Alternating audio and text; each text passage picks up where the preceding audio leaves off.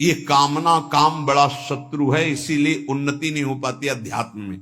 और जो संसार में, उनको तो पता ही नहीं कि मैं पाप कर रहा हूं, वो और खुश होते हैं कि आज हमने ये भोग लिया, आज हमने ये छल कर लिया, आज हमने ये कपट कर लिया। कामना से कर्म होते हैं, कामना जितनी बढ़ती जाती है पाप कर्म उतना ही बढ़ते जाते हैं। शास्त्र के विरुद्ध मनमानी आचरण में पाप ही होता है। शब्द याद कर लो, शास्त्र आज्ञा के विरुद्ध मनमानी आचरण में सदैव पाप ही होता है। ये विकर्म बड़ा भयावह होता है और ये भारी दंड देता है, और ये कभी नष्ट नहीं होता। नष्ट तो भगवान कर सकते हैं केवल। ये आकाश में छाया हुआ शत्रु समझो, जिस समय इसका समय आएगा उसी समय भयानक घटना रूप बन जाएगा, ये रोग रूप बन जाएगा, किसी की भी बुद्धि में बैठकर आपका अहित करो। बड़ा विचित्र स्वरूप है। कोई पूछ रहा था कि भाई भगवान के यहां तो बहुत नरक भोगवाएं, फिर यहां जन्म दें और कष्ट दें, ऐसा एक पाप कर्म है? अगर इस सृष्टि में, भारत में तुम एक कोई पाप कर्म तुम्हारा प्रकाशित हो जाए कि एक हिंसा की, एक बेविचार किया, एक छेड़ा, तो उसकी सजा देख लो जाके कानून में। बोले 20 वर्ष की जेल और 1 लाख रुपया जुर्माना।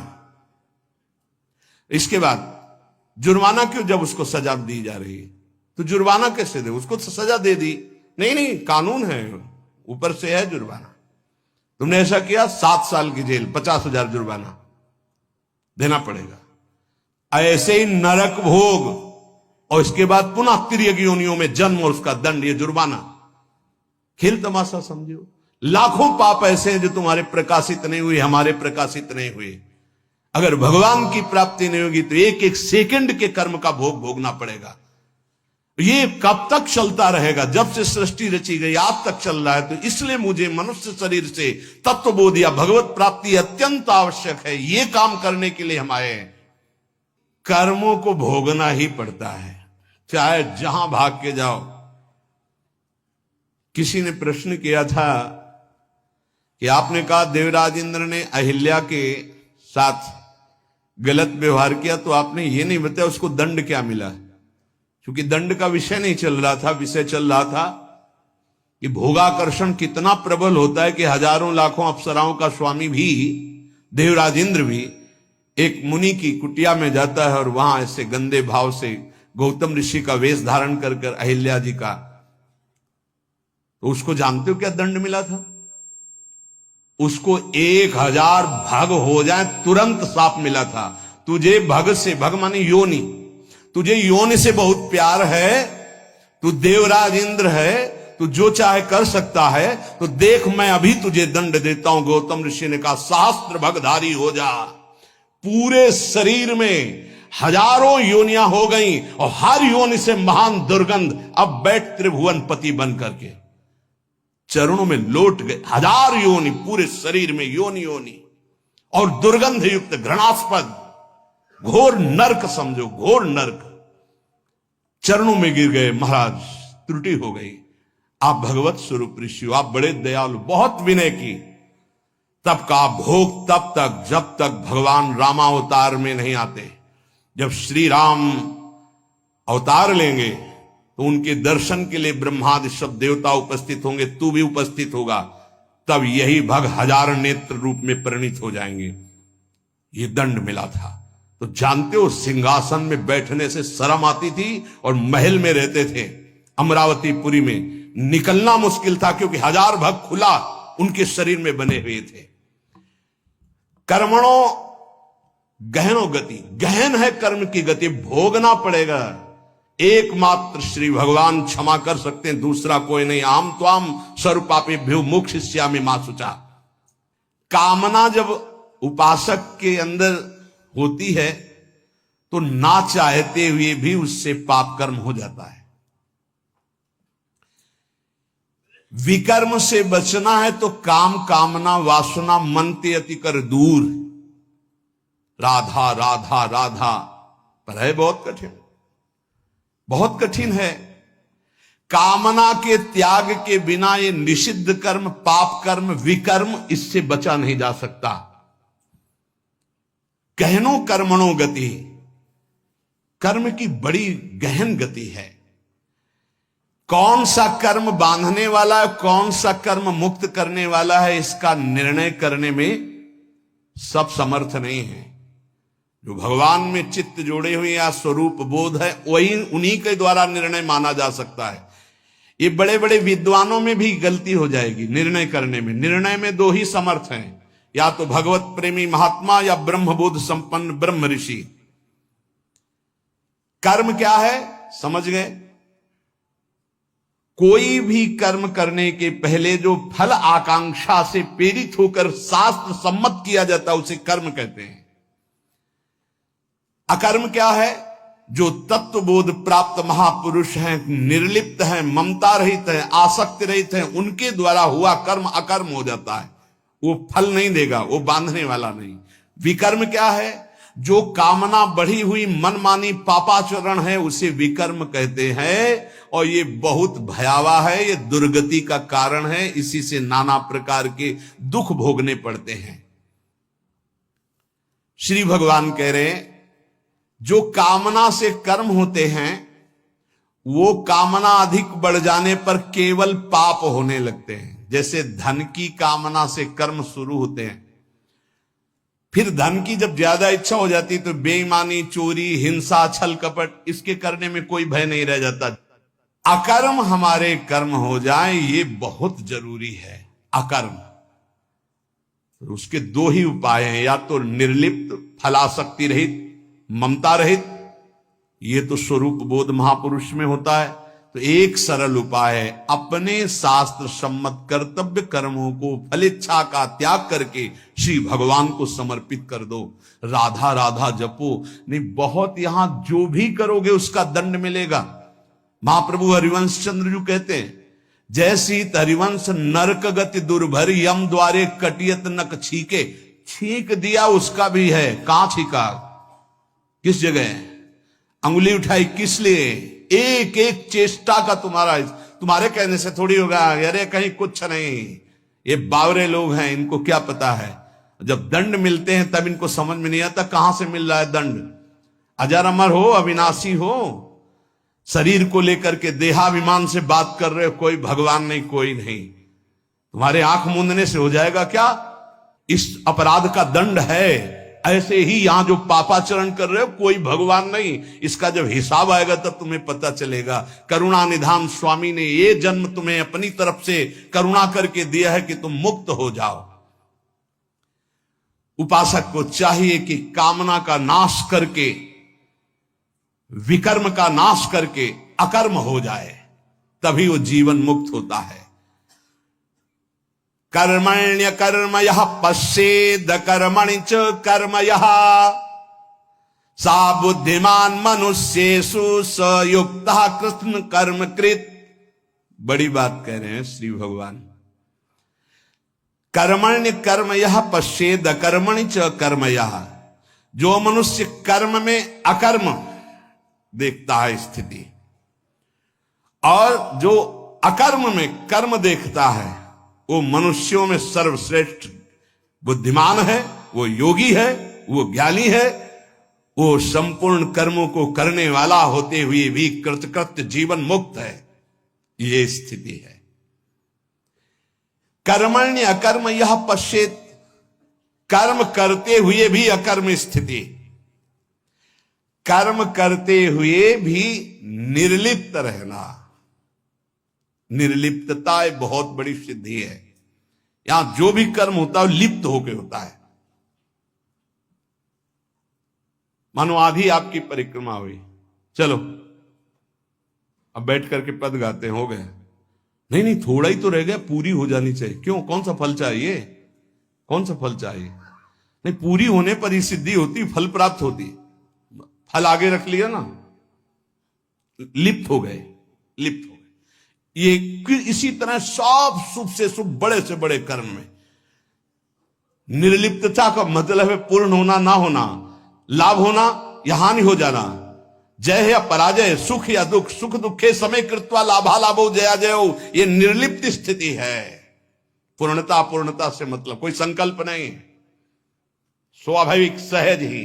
आगे इस श्लोक में इसका भी भगवान वर्णन करते हैं। पूरा हुआ कर्म या नहीं पूरा हुआ, फल अनुकूल आया या प्रतिकूल आया, आया या नहीं आया, इससे किसी से मतलब नहीं। निर्लिप्त शास्त्र सम्मत केवल कर्म बिना किसी संकल्प इच्छा के हो रहा है। यंत्रवत अमुक कर्म मैं करता हूं, इस कर्म का फल ये होता है, ऐसा लक्ष्य रख करके जो भी कर्म किया जाता है वो उसे बांधता है। ध्यान दीजिए, यहां भगवान बहुत सावधानी की बात कर रहे हैं। अमुक कर्म मैं करता हूं, इस कर्म का ये फल है, ऐसी भावना रखकर जो भी कर्म किया जाता है बड़े से बड़ा, वो उसे बांधता है, ना कि मुक्त करता है। प्रत्येक कर्म का आरंभ और अंत होता है, शुरू और विश्राम होता है, इसलिए उसका फल आरंभ और अंत वाला होता है। परंतु हमारी जो दुख निवृत्ति होगी वो नित्य पद में होगी, जो निरंतर है, आनंदमय है, सच्चिदानंदमय है, वो अंत आदि वाला नहीं है। क्रियाएं सब आदि अंत वाली हैं, परिवर्तनशील हैं, उनके फल परिवर्तनशील है। पर जीव फल की इच्छा रख करके ही हर कार्य करता है। अंदर की बात है, बिना फल की इच्छा किए तुम कोई कार्य नहीं करोगे। आज ऐसा करते हैं, पहले फल आएगा उसका, इसका फल क्या होगा, ये चलो ऐसा करते हैं। इसलिए भगवान कहते हैं कर्मण्य कर्म यह पश्चेत, जो कर्म करते हुए अकर्म कर दे, उसको फल देने लायक न रखे, तभी जीवन मुक्त होगा। क्या कर्म होगा, निर्लिप्त, अनासक्त, फल की इच्छा रहित। हो रहा है, हो गया तो जय जय, नहीं हुआ तो जय जय, में कोई फल थोड़ी चाहिए था। स्वाभाविक एकदम, कितनी अखंड प्रसन्नता, परम विश्राम। लेकिन ये बात जब तक स्व का बोध नहीं है तब तक नहीं होगा। वो बहुत परेशान हो जाएगा, चिंतित हो जाएगा। फल की इच्छा ना रखने से नया राग उत्पन्न नहीं होता, नया राग उत्पन्न ना होने से वो बंधन मुक्त हो जाता है। ये कैसे समझ में आएगा, बहुत कठिन है ये समझ में आना। साधक सर्वथा वीतराग तभी होगा जब उसका नया राग उत्पन्न ना हो। वीतराग महापुरुष के सारे कर्म अकर्म हो जाते हैं।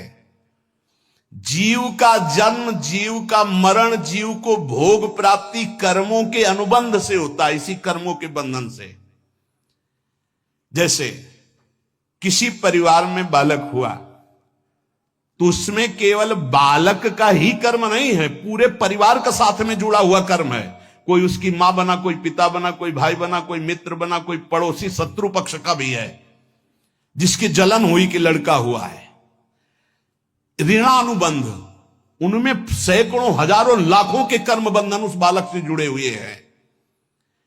किसी का वो ऋण चुकाने आया है और किसी से ऋण वसूल करने आया है, किसी का सुख भोगा तो सुख देने आया है और किसी का बदला लेने आया है। सैकड़ों अनुबंध हैं उसके, एक बार जन्म में सैकड़ों कर्मों के अनुबंध हैं। अनेक जन्मों में अनेक लोगों से किया हुआ कर्म उसको भोगना होता है। ये लेन देन का, दुख सुख का, जन्म मरण का व्यापार बहुत समय से चलता आ रहा है, इसको बंद करने का अवसर आ गया है। जन्म मरण से छुटकारा मिलने के लिए हमको मानव देव सत्संग मिला है। इसको बंद करने का उपाय है आगे के लिए कर्जा लेना नहीं, और जिनको कर्जा दे दिए हैं उनका माफ कर दें या वापस ले ले, दुकान बंद करे चले। लेना ना देना, मगन रहना, दोनों बात करनी पड़ेगी। या तो माफ करो, प्रभु से प्रार्थना करो कि जिनको हम दिए हैं हमें कभी नहीं लेना, हमें नहीं लेना, क्योंकि लेने आना पड़ेगा। हे नाथ क्षमा करो, हमने माफ किया, और हमको माफ करो। जिनको हो तो प्रभु सामने भेजो और सेवा करवा दो, और या फिर माफ करो। अब लेने देने से हमें मुक्त करो। प्रभु ही करते हैं। जिनसे सेवा करवाई है, सेवा करनी पड़ेगी। नया ऋण लेना बंद करो, पुराना ऋण चुका दो, सेवा कर दो, सेवा ले मत। ऋणानुबंध लेने देने का व्यापार अगर बंद हो गया तो तुम मुक्त हो जाओगे, जन्म मरण बंद हो जाएगा। जैसे दुकानदार अपनी दुकान खत्म करना चाहता हो तो उसे दो काम करने पड़ेंगे। जिसको देना है उसको तो पक्का दे दो, देना ही पड़ेगा, नहीं तो दुकान हटाने के बाद भी वो लेगा तुमसे। तुम वही दुकानदार हो ना, 100 रुपया लो हमारे, तुमने लिए थे, देना पड़ेगा। लेने में क्षमा कर सकते हो कि हमें नहीं चाहिए, पर देने में आपको देना होगा। जिससे लेना है उसे तो तुम क्षमा कर सकते हो, जाओ हमने माफ किया, लेकिन जिसको देना है वो देना है। नहीं वो तो कहीं भी दुकान खत्म करने के बाद भी मिलोगे तो तुमसे ले लेगा। अगर ये लेना और देना दोनों मिटा पाए इस जन्म में, तभी तो। जैसे कोई गाली दी तो हिसाब है भाई, हिसाब है। और हृदय में पीड़ा हुई ना तो हमने पहुंचाई होगी पीड़ा। राधा राधा राधा, किसी ने धक्का मारा, किसी ने कटु व्यवहार किया, अपमान किया, भगवान हमारे किसी अपराध का मार्जन कर रहे हैं। इसीलिए भक्त सहता है। अपने लिए अब किसी से कोई ऋण ना ले, सेवा किसी भी तरह का कुछ भी ऋण, ये ध्यान रखो। यहां से जाना है, हमें यहां से जाना है। शरीर से प्रेम ना अपने करो ना किसी और के करो, ये छूटने वाला है, जाने वाला है।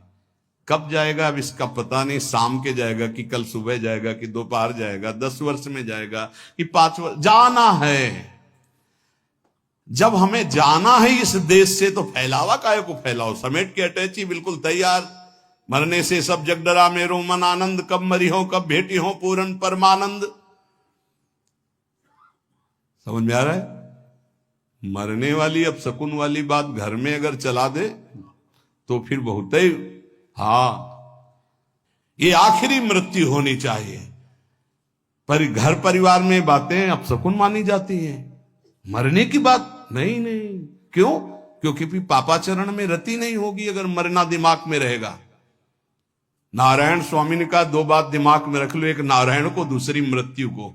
क्योंकि जाना है यहां से तो गंदी कमाई काहे को करो, अच्छी कमाई भगवान नाम, दूसरों को सुख प्रदान करना। संसार से जो तुमने ऋण लिया है, अब हम किस किस को जाने किस किस जन्म से क्या लिया है। तो सरकार कह रहे हैं अहम त्वाम सर्व पापेभ्यो मोक्षयिष्यामि मा शुचा। श्री कृष्ण की शरण में हो जाओ, वो लेना देना दोनों का हिसाब कर देंगे। मालिक, नौकर का ऋण मालिक चुकाता है, सेवक का बंधन मालिक मुक्त करता है। कोई भी गड़बड़ी हो जाए तो आगे मालिक को आना पड़ेगा। अगर सही ईमानदार मालिक है तो छाती आगे लगे, नहीं मुझे मार लो, इसको छोड़ दो, जो भी कहो वो मैं दंड स्वीकार कर, इसको छोड़ दो। तुरंत विभीषण पाछे मेला, सन्मुख राम सहयो सोई सेला। ये हमारे स्वामी का स्वभाव है। सेवा भजन जप ध्यान समाधि, अगर ये अपने लिए है तो बंधन बहुत जोर का भी रहेगा समाधि तक, और अगर ये जगत मंगल के लिए है तो लेना देना खत्म हो जाएगा इसी से। ये भी अपने लिए नहीं है। अब आप ये भी समझ लीजिए, कह रहे सेवा भजन जप ध्यान समाधि ये जगत जगदीश स्वरूप है, इनके लिए है। जो भजन कर रहा हूं, सर्वे भवंतु सुखिना सर्वे संतु निरामया, अगर इसका सुख मेरे लिए है तो फिर आओ यहां। अगर ये भगवान को समर्पित है, बहुत समझना है, बहुत समझना है। ये महापुरुषों के वचन हैं। कैसे आओगे? देवराज इंद्र, बड़े बड़े देवता, बड़ी बड़ी पदवियां, बड़े बड़े वैभव, ये सब साधन भजन करने वाले को तो मिले।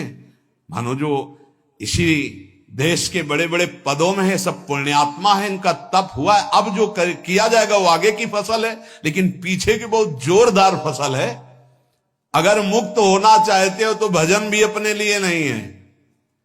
तो दीहम वस्तु गोविंदम तो भ्रमेयो, लेना न देना मगन रहना, जीवन मुक्त हो गया।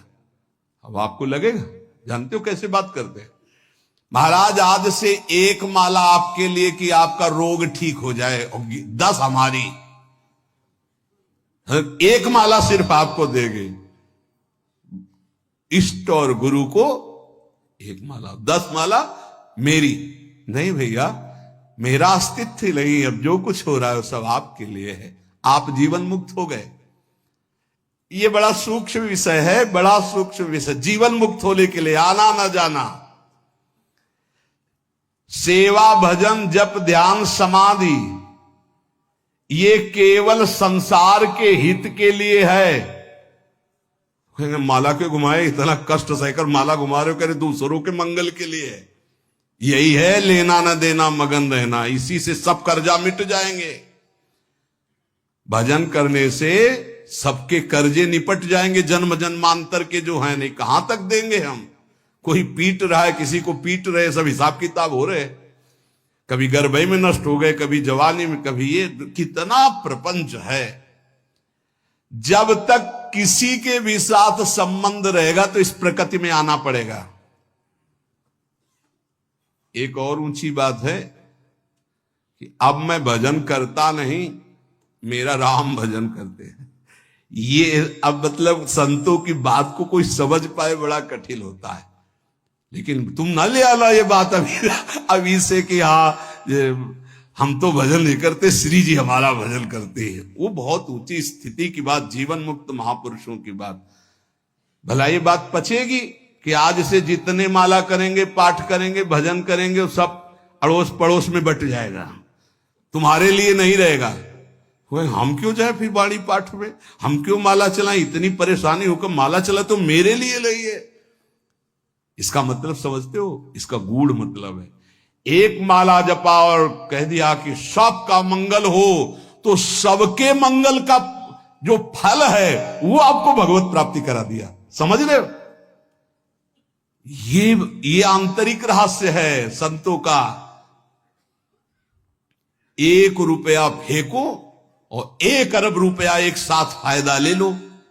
फायदा हुआ कि नहीं हुआ? अगर 1 रुपये में 1 अरब, तो भारत में तो जनसंख्या कितनी है? 140 करोड़ है। ये तो केवल मनुष्यों की हुई। और दीमक की कितनी जनसंख्या है? पशु पक्षियों की, चींटी की, कितने जीव हैं? सर्वे भवन्तु सुखिनः। भजन किया, साधना हुई, सर्वे भवन्तु सुखिनः, तो सबका कृपा प्रसाद मिला और वो भगवान को प्राप्त हो गया। समझ रहे हो, भगवत प्राप्ति, सबका कृपा प्रसाद मिला। भूल चूक से लेन देन जिसके साथ हो चराचर जगत में, सबका खत्म। क्योंकि भगवान नाम जप करके सर्वे भवन्तु सुखिना, हम अपना भजन सबको देते हैं। तो उससे क्या हुआ? सबके हृदय में बैठे हुए मेरे आराध्य देव राधा वल्लभ लाल जी मुस्कुरा दिए, हमारा काम हो गया। अब समझ में आई बात? अगर ये ना कहें और कह दे कि संसार के लिए भजन करो, इतना कठिन काम भजन हम दूसरों के लिए करें, हम अपने कल्याण के लिए करेंगे। अपना कल्याण तभी होगा जब सबसे लेना देना खत्म हो जाएगा, और वो तभी होगा जब सबके लिए हम भजन करेंगे। पता नहीं हमारा किससे क्या संबंध का, किस जन्म का कौन सा ऋणानुबंध है। तो सर्वे भवन्तु सुखिना, सर्वे संत निरामया, सबसे मुक्त हो गए और भगवत प्राप्त हो गए। ये बड़ा सूक्ष्म विषय है। जो अकर्मणि च कर्मयः, पहला बताया कर्म करते हुए अकर्म, हमारा कोई फल की आकांक्षा नहीं। जो सत्कर्म हो रहे हैं सबका मंगल हो। अकर्म ही है वो उसे फल नहीं दे पाएंगे, उसे बांध नहीं पाएंगे। अब यहां कह रहे हैं अकर्मणि च कर्मयः, कोई कर्म नहीं कर रहा पर उसमें कर्म देख रहा है। वो निर्लिप्त महापुरुष कोई कर्म नहीं कर रहा लेकिन उसका मंगल हो रहा है पूरे जगत का। उससे वो जहां से निकल रहा है, उसका जो दर्शन कर रहे हैं, जो वायु स्पर्श कर रही, जो संभाषण हो रहा है, जिसका पानी पी ले रहा है, जिसका भोजन पा ले रहा है, सबका मंगल हो रहा है। वो कोई मंगल का संकल्प नहीं कर रहा, लेकिन सबका मंगल हो रहा है। जैसे सुगंधित वायु बिना प्रयास के सबकी घ्राणेंद्रिय को सुख पहुंचाती है। संसार में कोई कार्य करने के लिए प्रवृत्त होता है तो उसके सामने दो बातें होती, करना और ना करना, प्रवृत्ति और निवृत्ति। जो महापुरुष होते हैं ना प्रवृत्ति होती है ना निवृत्ति होती है। अब वो बड़ी ऊंची स्थिति है। ऐसे महापुरुष अकर्म में भी कर्म देखते हैं और कर्म में भी अकर्म देखते हैं, अर्थात निर्लिप्त रहते हैं। नैव तस्य कृते नार्थो ना कृते नेह कश्चन। कोई भी प्रयोजन नहीं होता, पर स्वाभाविक जगत मंगल उनके द्वारा होता रहता है। जब तक कोई भी प्रकृति से संबंध रखेगा मुक्त नहीं हो सकता। ये सब प्रकृति है, स्थूल सूक्ष्म कारण, तीनों लोग, चराचर जगत। ऊब गए होगे सुन के। अब देखो जरा विचार, आश्रय कितना मीठा है ना। ये है कठिनता। तभी कहा गया मुक्त होना कोई खिलवाड़ है, पर एक सांकरी गली है, आ जाओ, बिल्कुल नजदीक है। हमारे भाई श्यामाजू को राज, वो सब ठीक कर देंगे। बहुत करुणामयी है लाडली जो।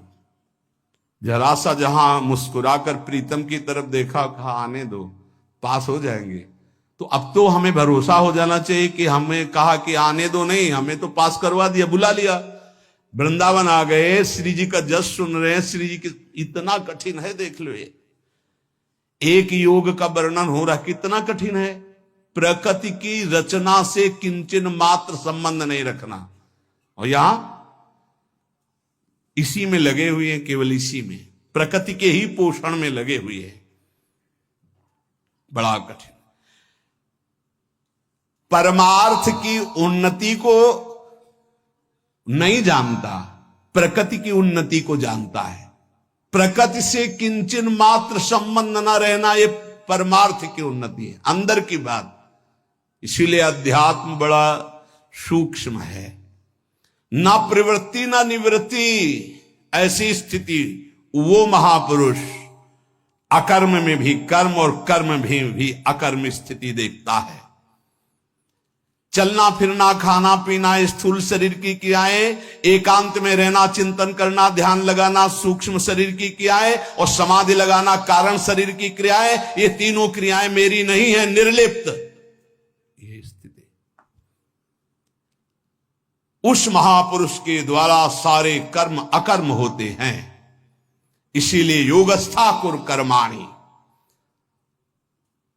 सब बुद्धिमान मनुष्येषु, वही बुद्धिमान है जो कर्म में अकर्म और अकर्म में कर्म को देखता है।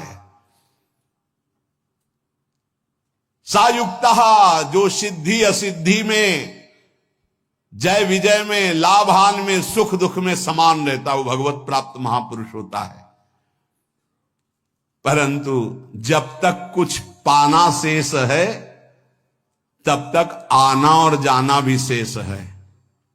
शब्द ध्यान कीजिए, जब तक कुछ पाना शेष है तब तक आना और जाना शेष है, और जब कुछ पाने की इच्छा नहीं रखती है अंदर वृत्ति कोई बुद्धि, तो वो जीवन मुक्त अवस्था को प्राप्त होती है। नाशवान शरीर से संबंध रखने वाला पाने की इच्छा रखता ही है। जब शरीर संबंध छूट जाता है तब परमात्मा की प्राप्ति होती है। करना, जानना और पाना, ये तीनों बातें सिद्ध पुरुष में नहीं होती। करना, जानना और पाना, ये तीन बातें सिद्ध पुरुष में नहीं होती। उसे ही जीवन मुक्त महापुरुष होता। ना कुछ करना बाकी है, ना कुछ जानना बाकी है, ना कुछ पाना बाकी है। वो इस अशुभ संसार से मुक्त हो जाता है।